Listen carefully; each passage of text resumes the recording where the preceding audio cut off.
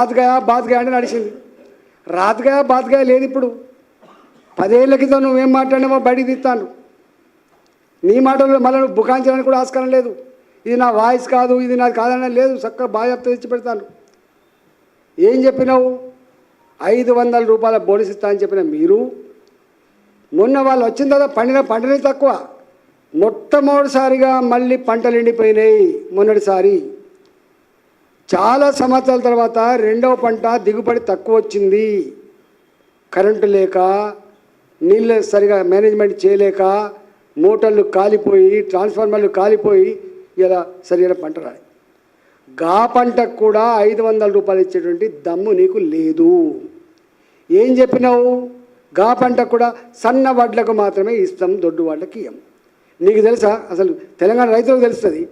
ఎండాకాలం పంట 90% దొడ్డు వడ్లు తప్ప సన్న వడ్లు పండించే ప్రసక్తి లేదు. ఈ మాత్రం కూడా జ్ఞానం లేదు వీళ్ళకి. వర్షాకాలం పంటలో మాత్రమే 5 నెలల పంటలు, 4.5 నెలల పంటలు, 5.5 నెలల పంటలు అయితే తప్ప ఎండాకాలంలో మాత్రం 10 దొడ్డు వడ్లే పండిస్తారు. 4 నెలల పంట వేసుకుంటే తప్ప. ఎందుకంటే రాళ్ళ వాన వస్తుందని, నీళ్ళు అందాయని చెప్పి తక్కువ డ్యూరేషన్ పంటలు వేస్తారు. మొన్న వాళ్ళ గవర్నమెంట్ వచ్చింది డిసెంబర్లో. అంటే రెండో పంటనే వీళ్ళు కొంటారు. రెండో పంటలో సన్నవడ్లు ఉన్నాయనే విషయం వాళ్ళకి తెలుసు. ఇవాళ ఒక్కసారి కాదు, ఎప్పుడైనా కూడా ఫస్ట్ పంటలో సన్నవడ్లు తినడం కోసం కొంత ధర ఎక్కువని చెప్పి ఆశతో ఎక్కువ వేస్తారు. కానీ సెకండ్ పంటలో మాత్రం 95% పైబడి దొడ్డు వడ్లే వేస్తారు.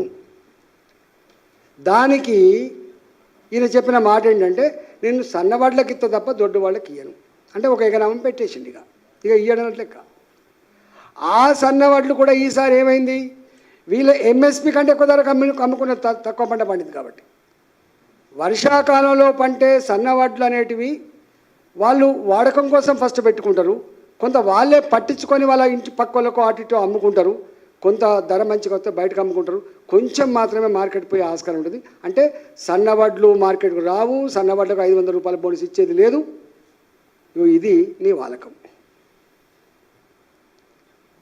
రైతులనే మోసం చేసినంటే, అందుకనే ఎద్దేడిచిన వ్యవసాయం బాగుపడదు, రైతు ఏడిచిన రాజ్యం బాగుపడదు.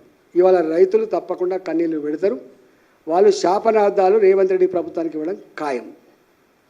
పాపం వాళ్ళు నమ్మిండ్రు. ఈయన పిట్టలతో లెక్క మాట్లాడుతుంటే, ఉపన్యాసం ఇస్తుంటే బాగానే మాట్లాడుతున్నారు అని చెప్పి నమ్మిండ్రు.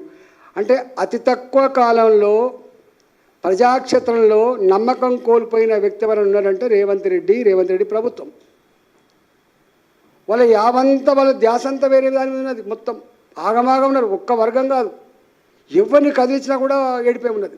ఇల్లు కట్టుకుంటూ ఏడుస్తూనే ఉన్నాడు. పర్మిషన్కి పైసలు అడుగుతున్నారని ఇంజనీరింగ్ కాలేజీలో ఏడుస్తూనే ఉన్నాడు. 4 ఏళ్ళ నుంచి మాకు డబ్బులు వస్తలేవు, 4 ఏళ్ళ నుంచి డబ్బులు వస్తలేవు. వాళ్ళు ఇవ్వలేదు, వీళ్ళు ఇవ్వలేదు, సర్టిఫికేట్ వస్తలేవు. పిల్లలు పీజీలకు పోవాలంటే, పిల్లలు ఉద్యోగం వస్తే బయటికి పోవాలంటే, పిల్లలు అమెరికాకు పోవాలంటే సర్టిఫికేట్ రాకపోతే దేవుడా అంట సప్పో చేసి పాత అప్పు కడితేనే సర్టిఫికేట్ ఇస్తాడు యజమాని తప్ప ఎక్కడ సర్టిఫికేట్ ఇస్తలేదు. కనీసం ప్రజలు ఇబ్బంది పడే, నువ్వు పెన్షన్ 2000 రూపాయలు 4000 పంచలేదు, ఓ అర్థం ఉంది. ఇంకో 2 నెలలు ఆగుతారు మా వాళ్ళు. ప్రతి ఆడబిడ్డకు 2500 రూపాయలు ఇస్తా అని చెప్పినావు, 7 నెలలు అవుతుంది ఇవ్వలేదు, ఇంకో 2 నెలలు ఆగుతారు నువ్వు ఇచ్చేదాకా. అదొక అర్థం ఉంది. మా వాళ్ళకు 4000 రూపాయల పెన్షన్ జాగాలో హ్యాండిక్యాప్లకు 6000 ఇస్తా అన్నావు, ఇవ్వలేదు, ఒక అర్థం ఉంది. కానీ చదువుకున్న పిల్లలకు కోర్స్ అయిపోయిన తర్వాత సర్టిఫికెట్లు రాకపోతే పీజీలు ఎట్లా జాయిన్ అవుతారు, బయట దేశాలకు ఎట్లా పోతారు, ఉద్యోగానికి ఎట్లా పోతారు? ఆ సోయని ఉండాలి కదా నీకు. సోయి లేదు నీకు. మీరంతా మళ్ళా వస్తుందో రాదో అని చెప్పి 10 ఏళ్ళు అధికారం లేకపోతే ఆవురారుమన్నట్టుగా ఎక్కడో అక్కడ దండుకుంటుండు తప్ప ప్రజలు ఏమైపోతున్నారు, ప్రజల జీవితం ఏమైపోతుంది, మనం ఇచ్చిన మేనిఫెస్టో అదొక భగవద్గీతతో సమానం కదా అనేటువంటి భావం లేదు. మళ్ళీ వీళ్ళు ఢిల్లీలో వచ్చి మాత్రం మాట్లాడుతుంటారు, ఈ ప్రభుత్వం ఇట్లా చేసింది అట్లా చేసింది మాట్లాడతారు. మాట ఇస్తే తప్పని వ్యక్తి నరేంద్ర మోడీ గారు. మేనిఫెస్టోలో పెట్టినే కాకుండా మేనిఫెస్టోలో పెట్టని వాటిని కూడా అమలు చేసిన పార్టీ భారతీయ జనతా పార్టీ. కానీ నీది రాత్ గయా బాత్ గయా. నీ మేనిఫెస్టో చిత్తు కాగితంతో సమానం, చిత్తు కాగితం సమానం. అది నీకేం కావాలి? ఎమ్మెల్యేలు కావాలి నీకు. ఓ అగమాగం.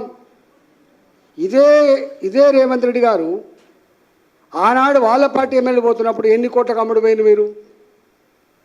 ఏ కాంట్రాక్ట్లకు అమ్ముడు పోయింది మీరు? మిమ్మల్ని ప్రజాక్షేత్రం రాళ్ళతో కొట్టి చంపుతారు. అయారాం గయారాం వాళ్ళ ఆధ్వర్యంలో జరిగింది. యాంటీ డిఫెక్షన్లా రాజీవ్ గాంధీ తీసుకొచ్చిండు. ఇవాళ మళ్ళీ మేనిఫెస్టోలో పెట్టిన రాహుల్ గాంధీ గారు ఏమని, ఒక పార్టీలో గెలిచి ఇంకొక పార్టీలోకి పోతే మొత్తం శాశ్వతంగా రద్దు చేయాలని చెప్పింది సభ్యత్వాన్ని. కానీ చేస్తూనే ఉన్నాడు. కేసీఆర్ జుట్ల పుట్టినట్టే ఉన్నాడు. ఆయన కనీసం 2/3 వచ్చేదాకా ఆగి 12 మందిని ఒకసారి కలుపుకోడు. కానీ ఎక్కడో అక్కడ కప్తూనే ఉండు. ఆఫీస్కి పోయి కప్తాండ్రు, ఇంటికి పోయి కప్తాండ్రు, పిల్లల్ని పిలిపించుకొని కప్తాండ్రు. నీకు ఎమ్మెల్యేలను పార్టీ మార్పించుకున్నంత యావా ధ్యాస నా రైతు రుణమాఫీ మీద కానీ, నా రైతులకు 500 రూపాయలు బోనస్ ఇచ్చే విషయంలో కానీ, నా తెలంగాణ ఆడపిల్లకు 2500 రూపాయలు నెలకి ఇచ్చే విషయంలో కానీ, నా తెలంగాణ ముసలి తల్లకు 4000 రూపాయల పెన్షన్ ఇచ్చే విషయంలో కానీ, నా తెలంగాణ నిరుద్యోగ యువతకి ఉద్యోగాల నోటిఫికేషన్ ఇచ్చే విషయంలో కానీ, నా తెలంగాణ నిరుద్యోగ యువతకి 4000 రూపాయలు వృత్తి ఇచ్చే విషయంలో కానీ, నా తెలంగాణ చిన్నారి ఆడపిల్లలు కాలేజీలో చదువుకునే వాళ్ళకు స్కూటీ ఇచ్చే విషయంలో కానీ నీకు లేదు. నిన్న మొన్న చూసిన నేను పేపర్లో ఇదే ముఖ్యమంత్రిగా ఒక మాట అన్నాడు, నెలకు 7,000 కోట్ల రూపాయల అప్పులకు పోతున్నాయి, అసలు ప్లస్ వడ్డీ కలిపితే నెలకు 7,000 కోట్ల రూపాయలు పోతున్నాయని చెప్తున్నాడు. తెలియదా నీకు? దేశాన్ని పాలించిన వాళ్ళు, 100 సంవత్సరాల చరిత్ర కలిగిన వాళ్ళు చదువుకోలేదా మీరు? ఆ మాత్రం జ్ఞానం లేకుండా ప్రకటించినవా? అని మేము చెప్పినాం. 5,000 రూపాయలు కూడా అదనంగా ఖర్చు పెట్టిన ఈ రాష్ట్రంలో 2 లక్షల రూపాయల విలువైనటువంటి హామీలు ఇచ్చిండ్రు. దాంట్లో 1,00,000 కోట్ల పైబడి హామీలు ప్రతి సంవత్సరం విధిగా ఇవ్వాల్సి, నేను తప్పించుకోవడానికి ఆస్కారం లేదు. పెన్షన్ ఒకసారి ఇచ్చిందంటే మళ్ళీ తప్పించుకోవడం లేదు. 500 రూపాయల బోనస్ రైతులకు తప్పించుకోవడం లేదు. ఒక సంవత్సరం ఇచ్చి ఇవ్వకునేది కాదు అది. 2,500 రూపాయలు ఎవ్రీ మంత్ నువ్వు గౌరవ వేతనం ఇవ్వాల్సిందే. నిరుద్యోగులు 4,000 రూపాయలు గౌరవ వేతనం ఇవ్వాల్సిందే. పెళ్ళిళ్ళు చేసుకునే ఆడబిడ్డలకు తులం బంగారం ఇవ్వాల్సిందే. దమ్ము లేదు అంటే మొదలే వైట్ పేపర్ అని పెట్టిండు ఆర్థిక స్థితి మీద. నిన్న కాక మొన్ననేమో 7,000 కోట్ల రూపాయలు అప్పుందని పెడుతున్నావు. ఈ అప్పుందనే పేరిట, ఈ వైట్ పేపర్ల పేరిట తెలంగాణ ప్రజల కళలో మట్టి కొట్టుడు తప్ప నీకు ఇంకోటి లేదు. మీరు మీ మంత్రులు మీ నాయకులు బాగుపడే తప్ప ఇంకోటి లేదు. ఇవాళ మొత్తం అల్లాడుతున్నారు మొత్తం హైదరాబాద్ చుట్టుపక్కల.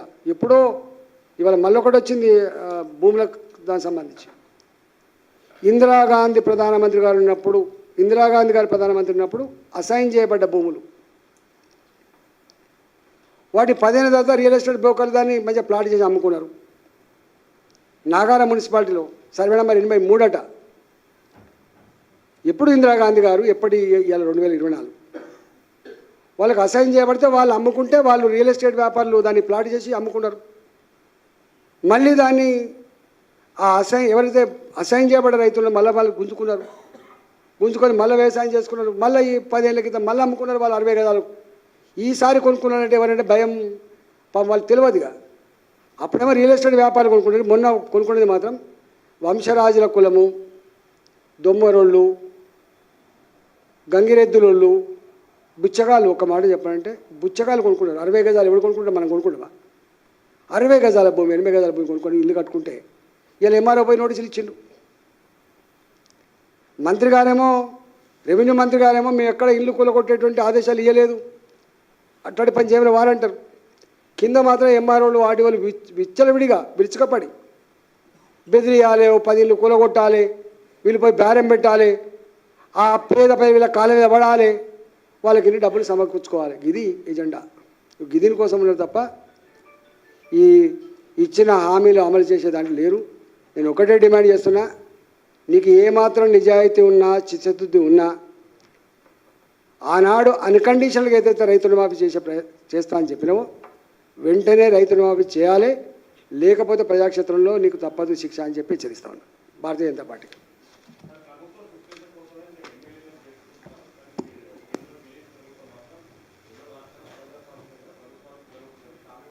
మేమెందుకు కొలగొడతామండి?